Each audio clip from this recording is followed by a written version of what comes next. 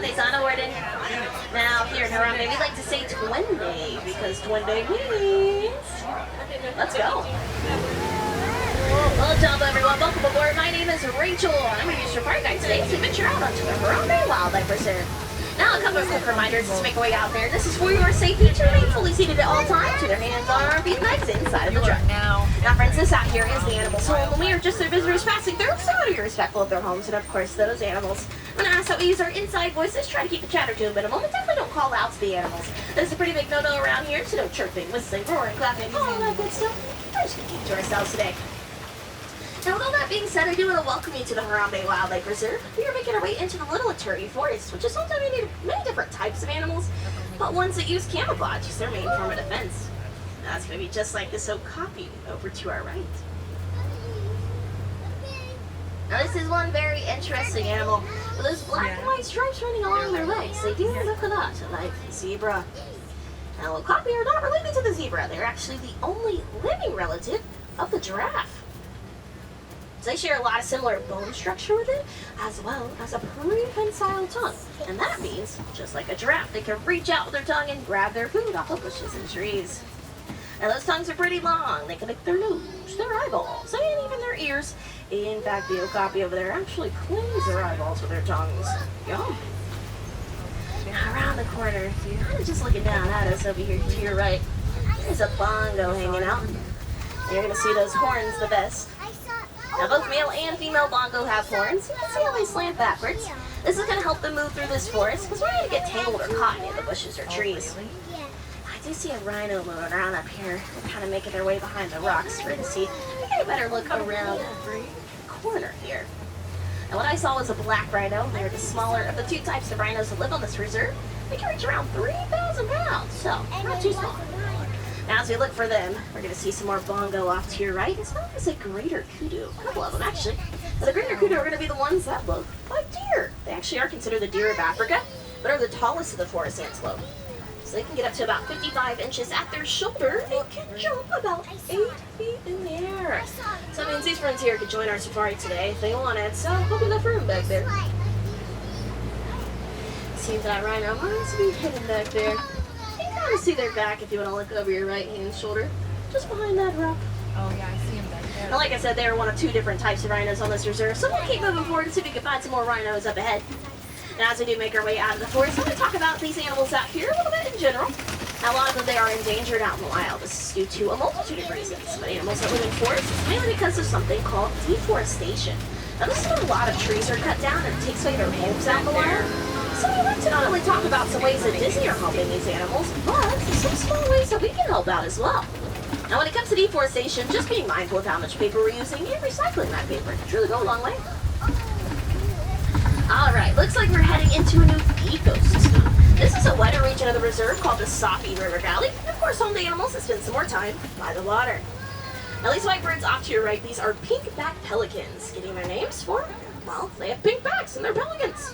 They're the only pelican that nests in trees, which I think is pretty cool. Ooh, and over to our left, certainly a larger resident of the Safi River Valley. That's, of course, a Nile hippopotamus. Oh, hippopotamus. Now, this is a float of hippo. That's what you call a group of hippo together, a float. Daddy, I saw one. You can see how these eyes, ears, and nose sit on top of their head. That way they're able to stay completely submerged in the water to stay cool, but can still breathe, see, and hear. Now, this isn't much of an issue for the hippo because they can hold their breaths up to 8 minutes underwater. That's because, believe it or not, they're not really the best swimmers in the world. So instead, they'll float all the way down to the bottom of the river floor, and they walk along it. And not only can they hold their breath for that long, they're able to reach speeds around 20 miles per hour underwater. So hippos are quite impressive animals. Now, up this way. Take a look at that. Some Nile crocodile down here. The Nile crocodile is the largest crocodilian species in Africa. They can get as long as a giraffe can get tall. They're around 500 pounds. Crocodile. Now, on days like today where it's pretty toasty, we will oftentimes catch crocodile laying around with their mouths open, which is kind of scary with all their teeth showing, but they're just trying to stay cool. With their mouths open, they're able to push the excess heat out of their bodies through the mouth. So your herd or senior dog pants, it's very similar to that. Now friends, we are going to be making our way out of the Safi River Valley now, and that means one thing and one thing only around here. We're going to be heading out onto Savannah. Now this is very exciting. The Savannah is home to a lot of our favorite animals, as well as some really cool trees and plants. Now one of those trees is going to be here to your right. And I say, it's kind of funny looking, but it's one of my favorites, and it's very, very special to us here at Disney's Animal Kingdom. Now this is called a baobab. Now baobabs, they are more known for their nicknames. One of them is the upside down tree. They are leafless for about 9 months out of the year. So it's like the roots are sticking out of the ground. But another common nickname for the baobab, especially around here, is the tree of life. So the big giant tree you saw as we came to the park today was also a baobab. They get that nickname because they're able to store and conserve large amounts of water. Well, friends, rounding the corner, onto the Savannah we go. And as we mentioned, it is home to a lot of our favorite animals, just like these giraffes hanging around. Also seeing some stripes out there, which is pretty exciting. As we get closer to them, take a look at these friends to our right. Look at those horns. Yeah, right there, you see it? Now, these are Ankoli cattle. Now, they are one of two animals on the reserve that are domesticated. What that means is they're not wild animals. Instead, they're more like cows. Of course, they look a lot like them, they move like them, eat lots of food like them. They have an extra long feature, and of course, those horns. Those horns can reach around 5 to 6 feet long. Now, pretty awesome. Getting closer to these giraffes, though, which is very exciting. Now, these are Maasai giraffe. They're actually the tallest of all the giraffes. They can reach around 18 to 20 feet tall, with a baby being born up to about 6 feet. That is about where you're sitting in the truck right now. Now, the first thing that those baby giraffes experience when they enter the world is gravity. They have one long drop to the ground. They are born about 7 to 8 feet, and that's because giraffes give birth standing up. I did get word from the warden today there might be a baby zebra out here, and I think we are in luck today. I see somebody pretty teeny tiny out there, so we're going to have to get a closer look in a few moments. Oh, as we do, over here to your left, they're snoozing inside the den. Some African painted dogs. Oh, wow. Back there you see them in the Now den. this is the most successful hunter in all of Africa. They have a 90% success rate when they hunt. Now it's actually believed that lions learn to hunt from them. These hunt on their own and learn from the African painted dogs. That in groups together, they could be a lot more successful. Now, looks like mom and baby zebra up here are trotting along, so we'll take it slow. Now because this baby zebra isn't used to these trucks just yet, I can't stop fully, but we will definitely go slowly, alright? Now this baby zebra hasn't really had a lot of chances to see giraffe yet, so this is a new thing for her. You're just going to notice some sable antelope hanging out next to them. They're the emblem of our reserves. They're our mascot. Baby trotting around there, very exciting. Yeah, I see the baby. They're very teeny tiny, very cute. Yeah. And it looks like a lot of giraffe hanging around in the area as well. Now just munching away, they spend about 18 hours of their day eating or searching for their food and only about 30 minutes of sleep. So they sleep in small increments while they're standing and with their eyes open. Sometimes you will catch a giraffe kind of staring off into space, taking their 30-second power naps.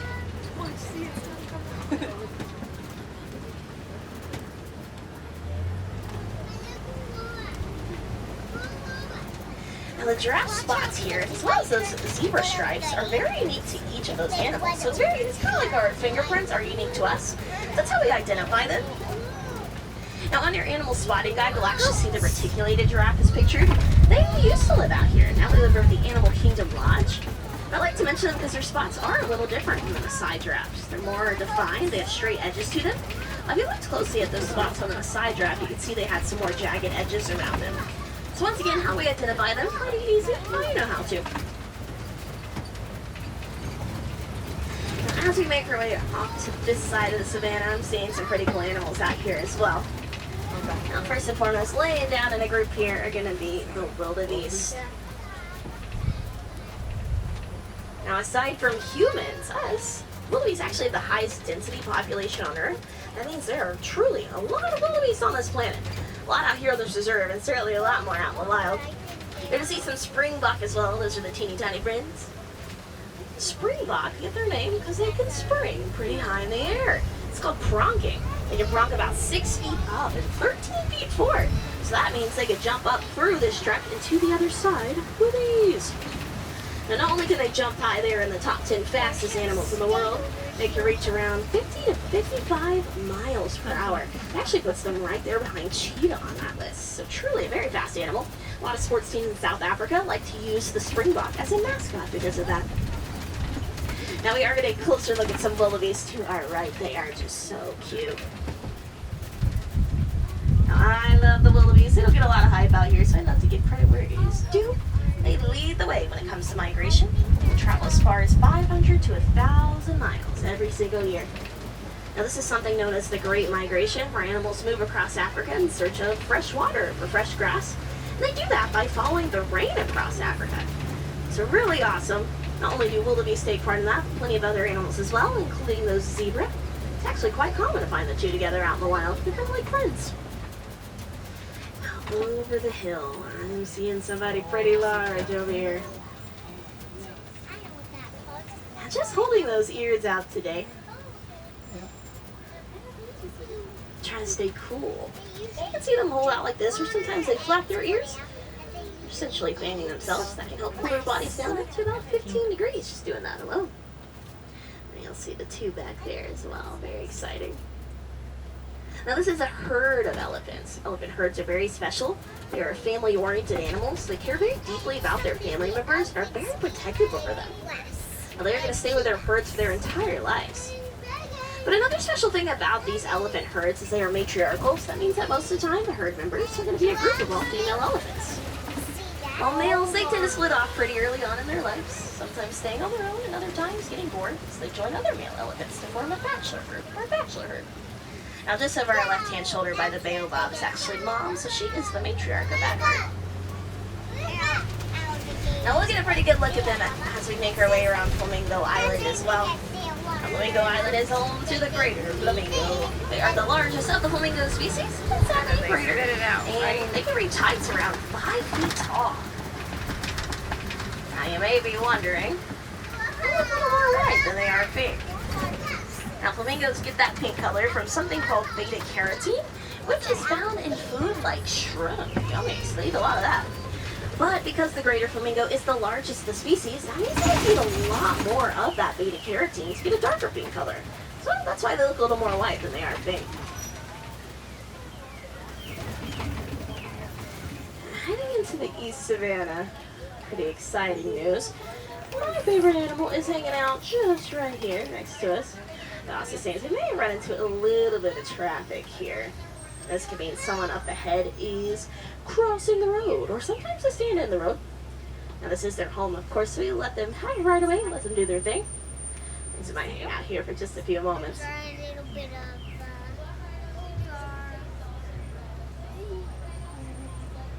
White rhino here, just an amazing animal as well. Now, we mentioned that black rhino back in the forest. We didn't really get the best look at them though. The black rhino is going to be smaller than the white rhino. They can reach around 3,000 pounds, while the white rhino around 5,000 pounds. They also tend to be more social. Now that black rhino we saw back in the forest was on their own. They tend to be more solitary animals. They like to be by themselves. While the white rhino here, they like to be in groups together. What? So most of the time it's going to be a family. We call it a crash though, so a crash of rhino. Well, they don't jump. They get that group name because, well, they don't have the best eyesight. They are known to crash into things and into each other. They make up for it with their ears, as well as their sense of smell. Now, these rhinos right now probably can't see us too well, but they can definitely hear us. In fact, there's a sign that they can. Let's see if you can. I know it's kind of a hard spot right now. Their ears are kind of perked up and rotating around. They're just trying to figure out what's going on around them. You haven't said a word. They're trying to figure out what's going on. Oh. Now when we do get a better look here, we're actually be looking at one of the babies. Baby white rhinos live out here. Now there are 3 of them. The oldest is 3, this one right here is 2. He's right in the middle, and then the youngest, she is 1. So when they are back on the move up here, hopefully we can scooch on up and get a good look at them. Talking to me, and they can still hear me talking to you. Now the white rhino, they get their name for the Afrikaans word vite. This is spelled V-I-T-E, and it translates actually to wide instead of white. It's for their wide mouth and jaw. We'll get a good look at that here in a moment as well. So it looks like they're back on the move up there, so that's good news. So yeah, for their wide mouth and jaw, it actually helps them be a grazer. So they graze along the ground, kind of like cows. Back in the forest, when we saw that black rhino, they are browsers. They browse on bushes and trees. They have an upper lip. It's prehensile. It's kind of like a giraffe's tongue. So they're able to reach out with their upper lip and grab their food off these trees and bushes. That's something that the white rhino doesn't have. So the difference between them isn't their color, it's the shape of their mouth. So baby's going to be the one to the right, while mom is to the left. Now so you can see those ears kind of rotating around. Just trying to figure out what's going on. Now they're also hanging out around some, looks like a mud pit there. The rhinos like to roll around in the mud. Something we call wallowing. Helps them stay cool. Acts as a sunscreen. And even a bug repellent for them, or like bug spray. Now, that's actually be one of the reasons why the black rhino get their name. It's for the darker soil that they wallow in. We're getting a pretty good look at that. We'll be taking it slow here for a few moments. But we will certainly keep a lookout for more members of that rhino crash up ahead. So definitely all eyes open. As we do, I'd like to play a game right now. This game is called Spot the Cheetah. This can be quite a difficult game. They do have some phenomenal camouflage, helps them easily blend into the areas surrounding them. But of course, we don't know them for their camouflage. We know them for their speed. Now, reaching about 0 to 60 in 3 seconds flat makes the cheetah the fastest land animal. Maybe we'll look over this way. We will keep a lookout up here. The cheetah are the only cat on Earth that can't retract their claws. Those claws are always out. That's what gives them that traction, that grip, as they are running that fast. Now, they really like to hang out in the bushes around. So definitely look really, really closely. I'm not seeing any cheetah, though. Now, they are one of the only, or one of the only large cats that can purr, which is my favorite thing about them. They actually can't roar. So they chirp, kind of like a bird. And not only purring, but meowing as well. So they are pretty adorable. But speaking of large cats, these rocks here are going to look familiar. Now this is a formation of rocks called Kopi. But most people remember this from The Lion King, this Pride Rock. So these rocks can be a really great vantage point for predators like the lion. It gives them a better look at their territory and just what's going on out there. Now we will keep a lookout for some lions. I will say they are nocturnal. So that means they're most active at nighttime, while we are diurnal. We're most active during the daytime. So to make up for everything they do at night, they spend around 16 to 20 hours of the day sleeping.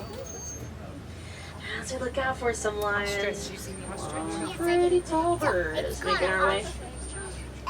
And you try to eat water. Wait, listen. Yeah, I see it. I see it. Bye.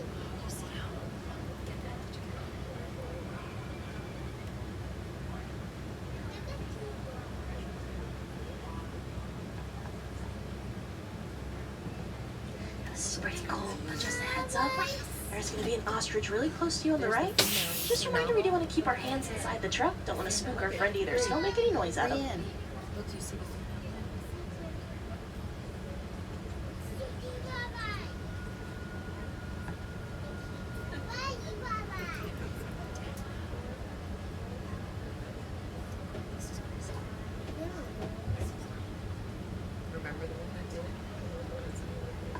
Looks like the lioness is coming out just behind him. Very exciting. Sounded like he was right when he was born.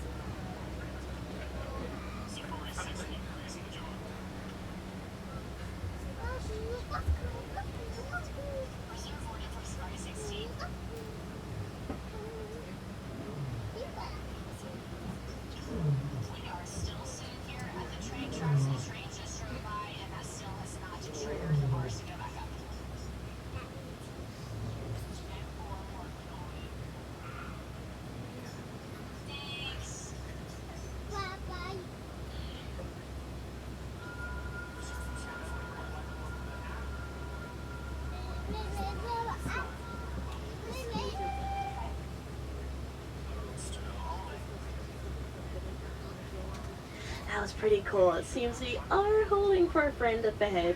Seems they might be hanging out in our path here. Now, once again, this is their home. We let them do their thing. We're kind of in a pretty good spot. Seems those lions kind of went back to the other side. But no worries. Once we're on the move, we'll be wrapping our way around these rocks as well. And pretty cool. I got to hear them roar for a little bit there. Those roars can be heard around 5 to 6 miles away. So that means if we were in front of the Tree of Life or out in the parking lot looking for our car and they decided to roar, there is a possibility that we could hear it. Now, lions roar to just let everyone know this is their territory. They're the ones in charge. So most of the time it's early in the morning and the late afternoon to kind of start in the day with that same message. So those are them kind of coming out and telling everyone that they're here, they're awake. But they're probably going to head over there. I'm pretty sure they're probably laying down. Snoozing. Oh, here he comes actually.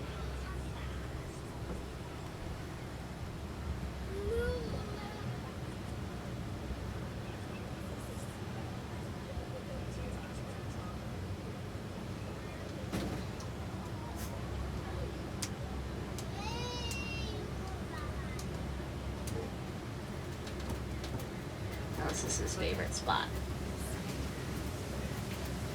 So cool.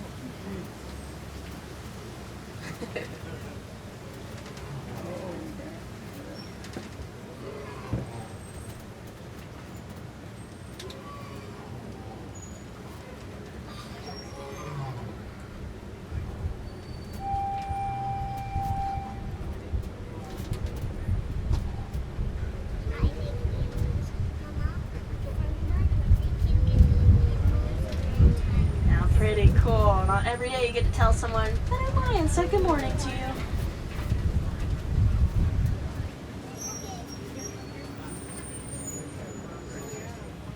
Now, male lions are typically going to sleep more than those females.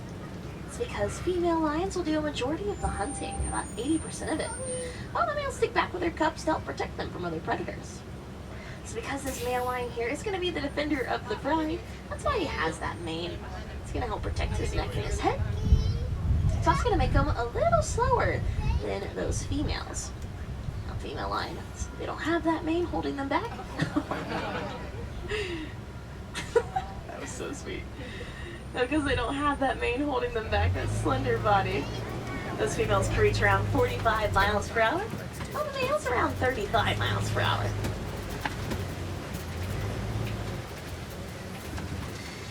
This is how they're pretty much going to spend the entire day. Snoozing. Now, rounding the corner, we might get to see who's hanging out on the road. I kind of have my guess of who it might be, so very exciting. I think it might be some rhinos, or it could be some ostrich. We'll see. Big reveal will be around this corner. And that was a pretty awesome experience. Those lions are pretty cool.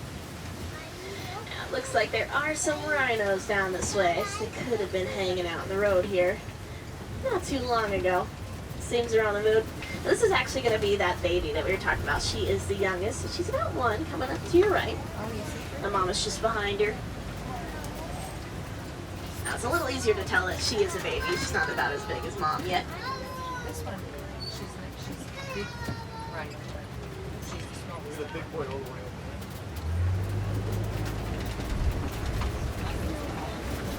Now, as we make our way down the hill, I actually spotted some eggs over here to your right-hand side. Now, these eggs are large because they do belong to one large bird. Just there in front of the grass to your right are some ostrich eggs. Now, these eggs can reach around 3 pounds, equivalent to about 2 dozen chicken eggs or about 24 chicken eggs, and are very strong. The average-sized human could stand on an ostrich egg, and it probably wouldn't cry.